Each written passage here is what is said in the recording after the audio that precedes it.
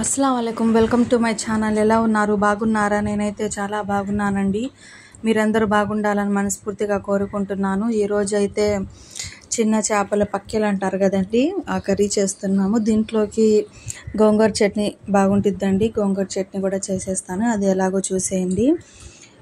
ఈ ఉల్లిపాయలు పెద్ద సైజు ఒకటి తీసుకున్నానండి. 2 పచ్చిమిరపకాయలు తీసుకున్నాను.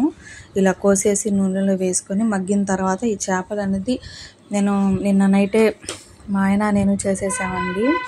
అసలు చిన్న చేపలు కదండి, చేసి అసలు నడుములు పట్టేసాయి. అసలు చిన్న చేపలు చేయలేమనండి. అసలు 2 టేబుల్ స్పూను అల్లం వెల్లుల్లి పేస్ట్ వేసేసాను. కొబ్బరి పేస్ట్ కూడా చేసి పక్కన పెట్టుకున్నాను అండి. మిక్సీ పట్టేశాను. దాంట్లో ధనియాలు, లవంగా, చెక్కాలు కూడా వేసేసాను. ఇలా కాకుండా అండి, చేపల్లోనే ఉల్లిపాయలు, పచ్చిమిరపకాయలు మొత్తం ఉప్పు, కారం, పసుపు, నూనె, ఈ అల్లం వెల్లుల్లి పేస్ట్, కొబ్బరి పేస్ట్ మొత్తం వేసేసి కలిపేసుకొని నీళ్ళు వేసి కూడా అలా అయినా చేసుకుంటారండి. నేను ఈ పచ్చి వాసన పోయేలాగా ఇలా చేసుకున్నాను. మసాలాలు పచ్చి వాసన పోయేంత వరకు ఇలా వేయించుకున్నానండి. ఆ తర్వాత నేను కలిపేసుకొని పెట్టుకున్నాను కదండి, నేను ఫ్రిడ్జ్లో పెట్టేసుకున్నాను రాత్రి. చేపలు ఉప్పు, కారం, అవి పసుపు వేసి కలిపేసుకొని ఫ్రిడ్జ్లో పెట్టుకున్నాను. కొద్దిగా పసుపు వేసుకున్నానండి. కొద్దిగా పసుపు వేసుకొని ఇలా కలిపేసుకున్నాను. ఇలా పచ్చి వాసన పోయే వరకు ఇలా కలుపుకోవాలండి. అయిపోయిందండి. ఇప్పుడు ఈ చూసారు కదా, ఇలా కలిపేసుకొని పట్టుకొని పెట్టుకున్నానండి.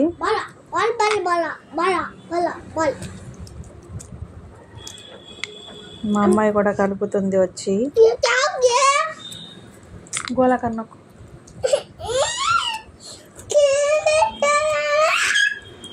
ఈ పచ్చి వాసన అంతా పోయే వరకు ఇలా కలిపేసుకోవాలండి. దాల్కి ఖాతే హో.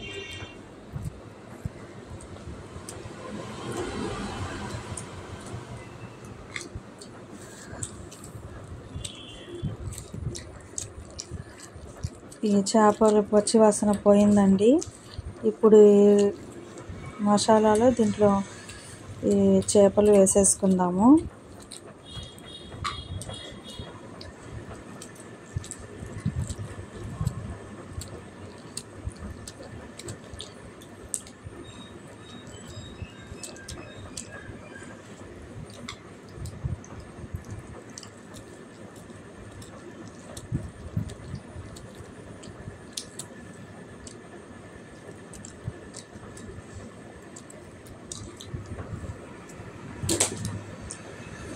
ఈ కారం కొద్దిగా ఇంకా వేసుకుంటున్నాను.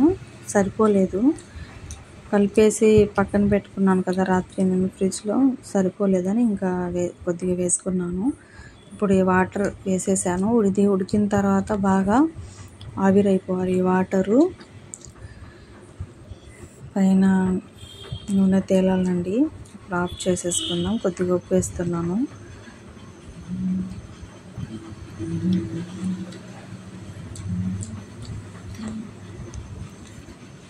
మా అబ్బాయి స్కూల్ నుంచి వచ్చేసారండి.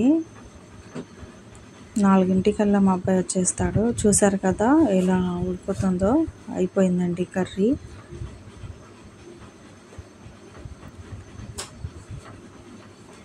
అయిపోయింది. ఇంకా ఆఫ్ చేసేసుకొని ఇంకా ఈ గోంగూర అనేది నేను వాటర్లో కడిగేసుకున్నాను తుంచి. పచ్చిమిరపకాయలు వేసి అయిపోయిందండి. ఇలా చేసేసుకున్న తర్వాత కొద్దిగా వాటర్ వేసుకొని పచ్చిమిరపకాయలు, గోంగూర వాటర్లో ఉడికించుకోవాలండి. ఇలా కొద్దిగా ఉప్పు, జీలకర్ర, చిన్నుల్లిపాయ వేసి ఇలా దంచుకొని పక్కన తీసేసుకోవాలండి బౌల్లో. చాలా బాగుండిద్దండి. ఇలాగే చేసుకుంటాము మేము. మా అమ్మ ఇలాగే చేసేది.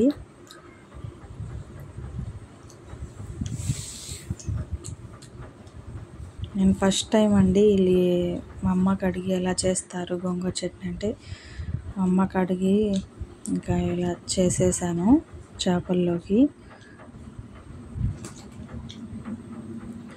చూసారు కదా, మీరు ఒకసారి ట్రై చేయండి.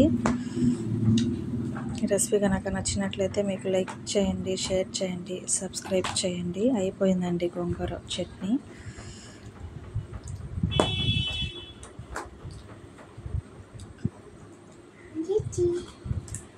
ఓకేనండి, బాయ్.